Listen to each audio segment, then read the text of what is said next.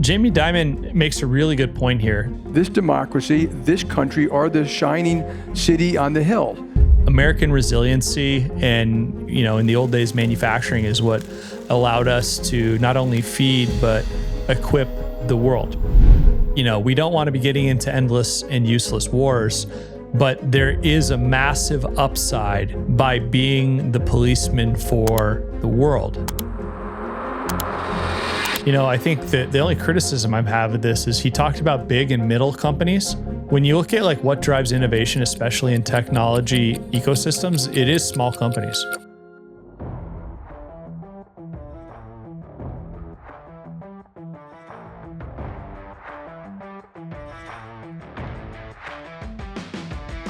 For our second solo podcast, we're going to talk about Jamie Dimon's recent conversation at the American Business Forum.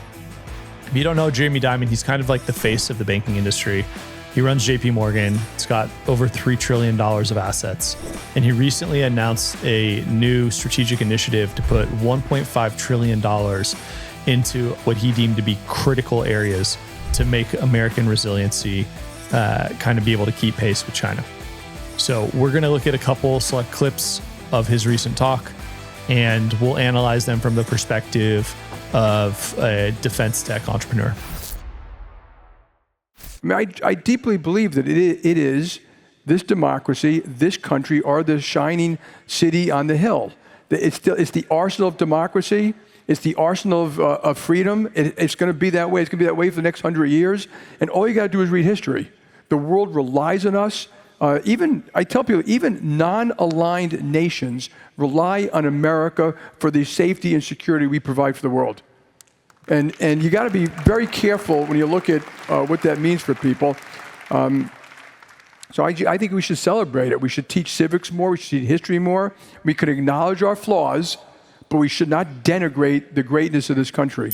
I couldn't agree more. So Jamie Dimon makes a really good point here that American resiliency and, in the old days, manufacturing is what allowed us to not only feed, but equip the world. And a lot of this, this was a big deciding factor in World War II, if you read your history books. But when you think about the Pax Americana or, the monetary system that came out of the end of World War II, I think this is actually the thing that we as Americans benefit the most from. It is having the whole world use your currency, right? America is considered a safe place to keep your money. So a lot of that is based on the fact that we control freedom of trade across the seas. The world used to not be like this, right? And we have a massive blue water navy that enforces this type of system and has really helped for the global trade standards that are shared around the world to be established. So, it's this really fine line that we're going to have to walk as a country where, we don't want to be getting into endless and useless wars, but there is a massive upside by being the policeman for the world. I think the American population has spoken and said that we don't really want to do this anymore. And so we have to be very respectful of that. But we should at least try and maintain the system that brings us tremendous wealth as long as possible. The SRI, the Strategic and Resiliency Initiative, is to help finance, either kind of with equity money or big loans, companies who are building things that make America and our allies resilient. So think of aerospace, defense, AI, super chips, some of these data centers you read about. Think of medical ingredients. What can we do to secure the future and health of the United States of America and our allies around the world? And so we're going to add, over the next 10 years, another $500 billion of financing. That could be for big companies. We're going to also do $10 billion of more like equity financing to help. Think of a middle market company that makes an optical equipment that goes an F-35 fighter, but they want to build a second plant in anticipation of a government contract. We may buy a piece of the company, give them the money to build the plant. So we're just forming around it. We're putting real power about this. We want to do our part. And if you look back, I hate crying over spilled milk. We all should have started doing this 15 years ago. The Chinese have been doing this for 15 years. And so we're a little late. You read about rare earths, but we can catch up. We have the time, but we got to do it quickly. And we're also going to write about policy.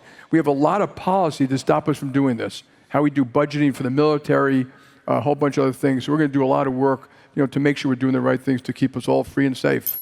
I think the intent of this is there.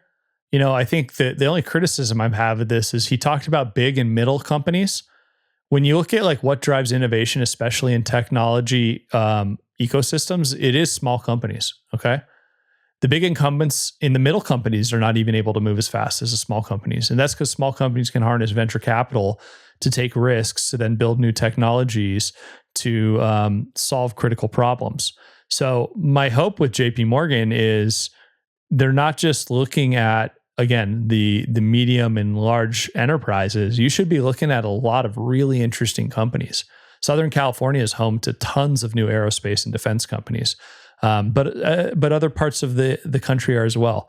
So let's not forget that the small guys become the big guys with the right amount of capital, because once they find product market fit, they can out execute the big guys. So I think we should all get involved in trying to fix these policies that would make our country work far better. And deregulation is part of it. If you don't believe me, go to Europe, folks, okay? And Europe used to have a GDP per person of 90% of America. It's now 65% of America. It's on its way to 50% of America, which will jeopardize the health of Europe itself over time. And it's all anti-business, anti-investment, anti-innovation, and they kind of know it. And if they don't fix it, and we should help them fix it, because if Europe does badly, I think it's really bad for the Western world too. So, so I am very pro this. I'm not, and we should do it wisely. It's really easy to beat up Europe because a lot of the policies they've created kind of create self-imposed limitations on the innovation economy. There's a lot to unpack from that clip, but the thing I want to focus on is talent, because this is something that I got to witness firsthand living in London, trying to build a startup, getting almost like no offers of funding. I think the best we got was like a couple $100,000 for like 30% of the business. And then I moved to New York and I raised $4.5 million for 20% of the business in like a matter of 6 weeks. A lot of the Europeans I've met who are really entrepreneurial and actually end up in the United States. And I think it's the same from other parts of the world. We have this magnetic power that draws people to this country because they think anything is possible, and that by working really hard, you can actually create a lot of wealth. And so that's part of the American ethos, right? We are cowboys, and we all know somebody who probably got rich doing a .com or a startup business. You don't have that in Europe, so they're a number of years behind.